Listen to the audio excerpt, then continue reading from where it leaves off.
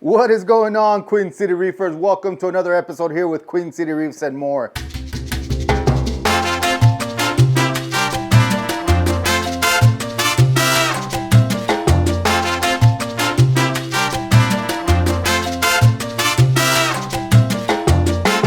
Like I said in the last video, we were gonna bring you one more product from Hygger that they did send to me for review, unboxing, showing how to set up, so on and so forth. But they did not pay me. It was just a product that they sent me. And it was another one that I was intrigued by. So I did get to choose, like specified on the last video. I got to choose what I wanted from a small list. And this was one of the other ones, which is a Hygger hollow double tube quartz heater. So it is a double heater, totaling a maximum of 1200 watts, which will replace exactly 1200 watts. I have two 600 watt heaters in the sump right now from BRS, the titanium ones, and I'm gonna be flipping them for this. Why, you ask? Well, redundancy, right? So I don't really need to switch them. I would have rather have kept this as a backup in case something were to go wrong with those. For the sake of the video, the review, the setup, so on and so forth, I'm gonna flip them for this, and I'm gonna save the ones that are from BRS as a backup for in case something were to happen to this. And that being said, I am going to use this as my primary heating solution, and it's perfect because we are in the winter. It is cold. It does get cold in this house when I don't have the heater on, and so it'll be a perfect time to give you my first thoughts initially for right now, and then in a few months give you sort of a short / long-term review of this product right here. Here it is. I'm going to give you a real quick close-up. This is what it looks like. And I'm going to just quickly unbox it. There's nothing to it, honestly. So it comes, of course, in styrofoam, and then you'll see the heater itself in there. So this itself is the heater. This right here will end up being the controller. So what I'm using right now is the two 600 watt titanium heaters from BRS. And the controller is what looks to be an Inkbird, but BRS branded. And so the difference, what I'm seeing already, is that this doesn't show to have its own separate thermometer, its own separate temperature measure. So with the other one, it has its own temperature measure that I have away from the heaters. Looks like this is going to be an all-in-one, I'm assuming. So we'll definitely, keep an eye out on it. I have an Apex set up, so that I'm actually measuring the temperature of the water with the Apex plus the Inkbird BRS branded device. So I have two different ways of measuring temperature, and so definitely we'll still be able to let you know whether this is actually measuring right. So far, from the one we set up in the 10-gallon, that one has been working so far so good. And so far I'm definitely still continuing to recommend it. If you haven't seen that video, go ahead and go back to that video. And if you want to check it out, it is a 100 watt heater graded up to a 20-gallon aquarium. And so far, I really do like it. Again, this is what it looks like. It looks like two quartz heaters inside of a plastic protector. And then the controller, of course, again, one button to set it. So we'll see how that works. The controller says it is IPX4 rated. The heater rod is IPX8. So let's go ahead and install it. I'm gonna bring you right under the tank so you're able to see what I have under real quick. All right, so here is a sump.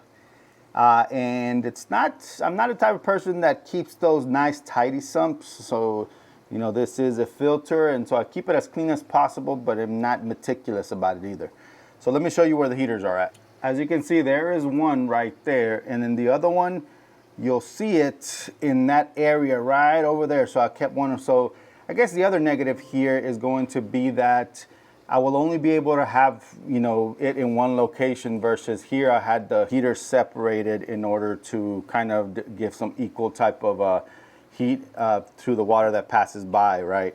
But again, I will definitely keep you posted if there's any negative, positive, whatever the case may be. For now, this is my initial review, and we'll take it from there. Let me show you where the controller is. And as you can see, there is the controller. You'll see that I have it set at 77.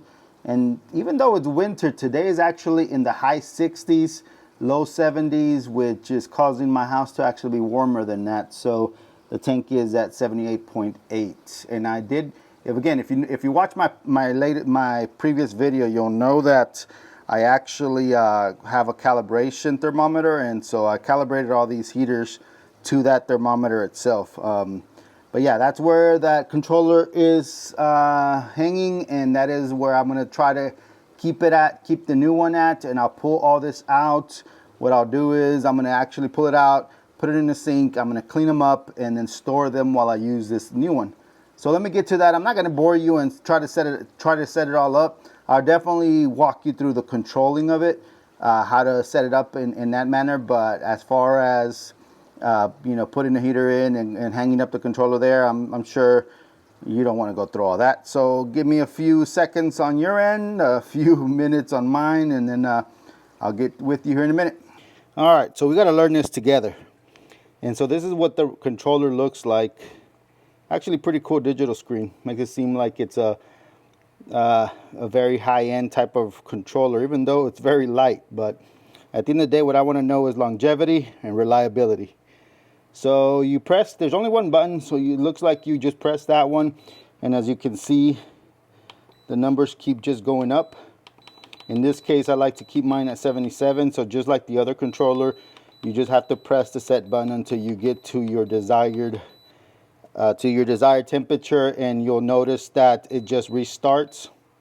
If you notice, the current temperature says 78.8. Do you remember what the BRS controller said before we took it off? When I'm editing this video, I'm gonna look at it, but I'm willing to bet that it is 78.8. And again, I had calibrated it, so I'm already liking the fact that it's reading the same temperature without having to do anything.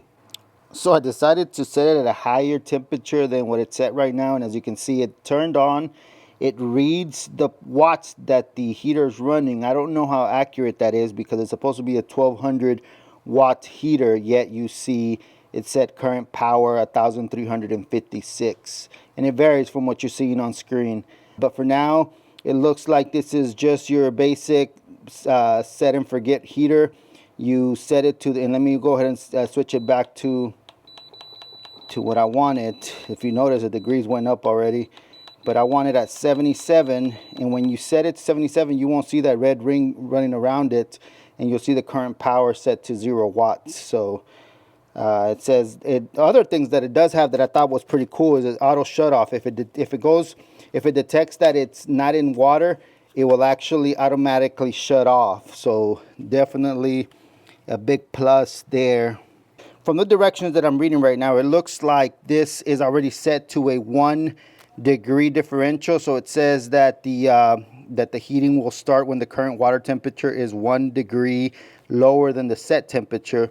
It doesn't say anything about high temperature other than that a HH warning signal will be displayed if the temperature reaches 95 degrees.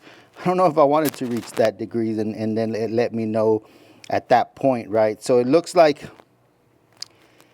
there's only 2 codes. There's an LL for lower than 59 degrees and HH for higher than that, no, for it reaching 95 degrees. I guess if there's a con, I'm going to let you know right now, that's going to be a con right there, that if it wasn't for my apex, then I won't know that this is actually going higher than the 78 degrees or 77 degrees that I've set it. And by now with that 79.3, keep in mind that it's going up because I turned off the circulation since I was feeding my fish up top. And I figured while I feed my fish, I would work on this and show y'all. And so I'm assuming that because I turned it on and that little body of water started warming up pretty quickly. So that's, if you're wondering why the temperature keeps going up, that's why. And again, I think by now the BRS would have already gave it an audible alarm that it's high, and here it seems like it would wait until it gets to 95 degrees. Just, I guess, to keep that in mind. I mean, there's a lot of heaters that won't tell you when they're high or low, especially those without a controller. So I don't know how big of a con that is, but definitely something that I was very used to my BRS heater doing. And now I'm going to make sure to set the alarm on the Apex just in case. But all right, let me finish hanging this up and I'll bring you right back to end this video. All right, so there you have it.